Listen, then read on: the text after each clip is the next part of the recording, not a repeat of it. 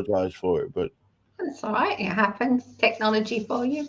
we are here. We have suddenly gone live. I do not understand what technology is playing very odd today. May I introduce you all, if you haven't met her before, to the inimitable Karen Bashford, who is an empowerment mentor.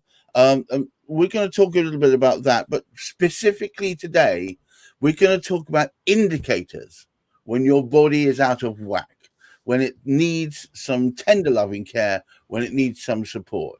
Karen, very, very great welcome to you. Thank you. It's nice to be here again. Thank you. Pleasure. So what are these indicators you speak of? Okay. Well, we all know about burnout. We all know about illnesses and such like. They are indicators that the body is actually out of balance. And we talk about the mind an awful lot, but actually your body is your biggest communicator. Believe it or not. Right. It's always talking to you. So it's the sensations you get in your stomach, the feelings that you get in your body, that you might get an odd twinge here and there, or you might get a physical pain. That's your body indicating something is out of balance. And we only get pain, obviously, if we hit ourselves, that's painful. But our body starts indicating through pain when something is literally needing to be treated. Now, treatment doesn't necessarily require medical treatment. It can be you need to look at the emotions that are playing out in the background, which have been there for years, have never been dealt with. That is your body's way of indicating there is something wrong. Prime example is so many people complain of shoulder pain and neck pain. Yes, computers can be responsible for that because we spend way too much time on a computer. You're stuck. However, like a long stick like that, staring at it. Bent over and everything else. Yeah, I'm guilty of that. Very, very guilty of that. But pain in your shoulders, stiff neck, just real tension, and it's as if the body is going, I can't carry this weight anymore.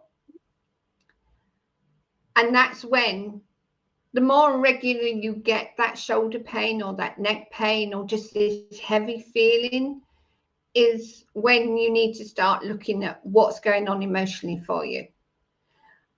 Clients I've worked with, I'm working with one at the moment, bless her, who literally the first time we worked together said, it feels as though somebody had just lifted a whole weight off of my back and shoulders. So are you saying that the emotional, deep-seated trauma of that kind can reference itself directly in musculature? Yeah. Wow. Yeah. Okay. Yeah. So for her, it was very much about a relationship she'd had with her parents. Nothing major, not abusive or anything like that in that sense, but she always felt she was never good enough for them. Even though they'd never said that, that's what she felt. Emotionally, she was holding all that tension in her shoulders and neck. As soon as she recognized... They do say that a lot of conversation with one's parents can be unspoken, and that you can pick up a lot of negative misinformation, and because people don't tend to check, they could be just misunderstanding the way in which they show their love or whatever, because people show their love in different ways, don't they? Yeah, of course. We've got the 5 languages of love, so yeah, we can be totally out of sync with each other because you want time and they want words, so you're never going to match that unless you have a conversation. And yeah, that's the thing. That's the thing. Until you do that two-way communications thing, it can. So just logically extending what you've said. So through a series of misinformation, disinformation, or maybe it was correct, who can tell, from years and years of unconfirmed information building in her chest, as it were, building in her body, has ended up with this monstrous weight hanging around her neck. Yeah. Ridiculous. God. We all do it. We humans put ourselves through. Yeah. And that's just a typical area. People that complain of lower back pain would indicate that they're holding trauma. And trauma doesn't have to be a major thing. It can be the minutest impression that creates a massive emotional reaction. And unless that's acknowledged and dealt with, trauma is stored across your lower hip area or your lower back into your hip area. And people go for osteopaths and everything like that, but more often than not, it's a case of questioning yourself as to what emotions you've not dealt with. Well, if you go to an osteopath or a chiropractor, you're effectively dealing with the end results, aren't you? You're not dealing with the cause. No. Wow. Okay. So is it an instant reconciliation? So the moment you realise what it is, and perhaps you suddenly it's all gone, or is it a process that takes time? No, it can be an instant releasing of that heavy feeling. More often than not, clients say, I feel lighter, and that is literally the weight has been lifted. Other times it can be the pain gets worse before it gets better, simply because the body recognizes I'm allowed to release this now, so it lets it go. So we know that we often get worse before we get better. No. That's another indicator that there is something going on. Acknowledging that pain has got worse will often release it. But it's like anything, we do not know how our body is going to react when we start dealing with a problem. So it's a case of, just allowing it to process through. As I say, once you're aware of it, you can start questioning, why are you here? What are you trying to tell me? And things like that. Our bodies talk to us if we talk to it. So, yeah. I have a feeling if the body's talking to me and I probably don't understand the language, I might as well be talking German, and okay, so dare I ask, can you give me some other indicators that people might reconcile if they hear this? What sort of other indications can you put to mind? Okay, that funny sensation that you get sometimes in your stomach, it's a bit like butterflies excitement, but it's worse than that. It's not got that excited feeling. Right. That is often like if you get nervous, really, really nervous, and it's an indicator that you've got a high level of anxiety building up. Yeah, I do get that. We all get anxiety. Right. But we don't need anxiety. We really do not need anxiety to that level. I've worked with clients who've had panic attacks, and that's simply because we're not listening to what our mind is doing to us, which is basically overthinking and creating worst case scenarios that get worse and worse and worse.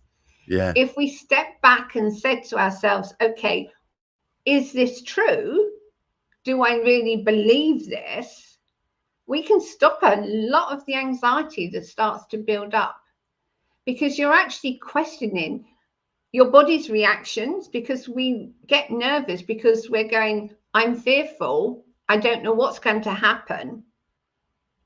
But actually, more often than not, if you look back, that real big fear never happens. Even the little fear that sometimes we create doesn't happen.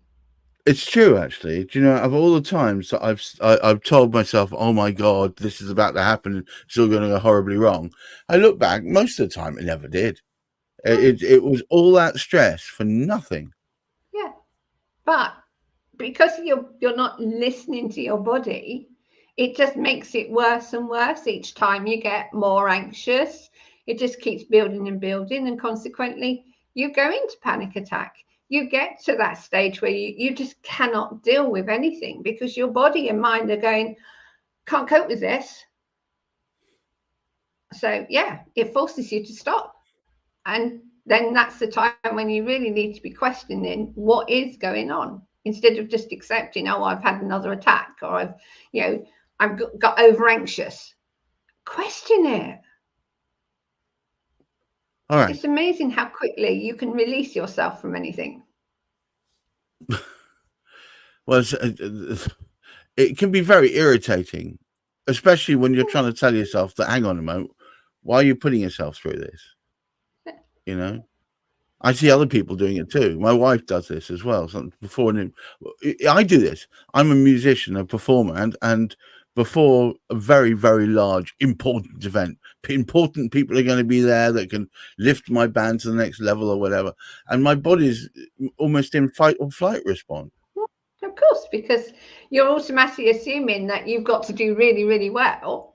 Yeah. Because you've got to impress people. But actually, at the end of the day, if you're just yourself, you'll probably impress them far more because you're being natural rather than all tight and, oh, what if, Yeah, what exactly. if, what if. I couldn't agree with you more. And I just have to sometimes take myself by the shoulders and give myself a good rattle. Okay, so we talked about indicators.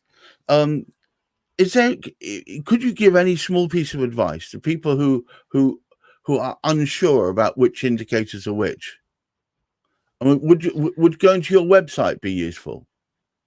Not at the moment because it's being updated, but when it's updated, which would be by the end of May, yeah, you'll find stuff on there that will really, really help. Good. Well, guys, we should look forward to that. Absolutely. Yeah. How can you tell the difference? A pain that continues is worth investigating. Never, ever ignore a pain. I've worked with women that have had breast cancer. And seriously, breast cancer is because they don't feel loved enough or they don't love themselves. So when you start getting any kind of pain, it's always wise to have it checked out. I would never say to anyone, just ignore it. You can start questioning immediately you start getting a pain. What happened shortly beforehand? Because if you've actually physically injured yourself, that's a different matter again. Right. So it's looking at, I suppose, your timeline of what's been happening. If there's something that's really upset you suddenly, that could be an indicator that emotionally there is trauma from previous. Because we always add to our trauma. We never take away from our trauma. We only ever add. So the burden just keeps increasing. Yeah. That's why you get heavier and heavier shoulder pain, because you're just not releasing any of it. You're just keeping it in and holding on to it. So yeah, look at your timeline, what's been going on. That is usually a prime indicator of, oh, I've literally hurt myself, fine. Or I've got this big event coming up. So yeah, this is understandable that I'm getting worried. But if there's something that's not really been happening, investigate, but also look to the past as to what has happened previously that could have created an emotional reaction that's been added to what's already in place. Wow. So one of the best things I think you could be doing if you see yourself in any of this, if this sounds like something that maybe you want to address, one of the best things you could be doing is visiting Karen's LinkedIn page, because at least there you'll have an opportunity to book some time, have an initial chat, investigation. So I've placed a link down the bottom. In fact, if you type into Google Karen space Bashford space empower space you, she should pop up straight away as one of the first responses. And then what I would recommend is connecting to her, but also you'll find a link about a quarter of the way down where you can set up an initial chat. It's not, don't think about anything more than that, but it's more of a getting to know you kind of situation, so you can work out whether or not you're going to be right for each other, and perhaps even at that point, some truth will rise, bubble to the surface, encouraged just by that interaction. Karen, thank you so much for taking time out to spend with me today. As I've said in the first one that we did, this is every day's a learning day, and I keep learning about new bits and pieces. I had no idea that you could reference such physical pain by emotional burden, and it's a little bit of a shocker. But I think you'll notice over time. Karen and I will investigate through different aspects of how the corporal body can be affected by emotional burden, and also hopefully you'll pick up some tips and tricks.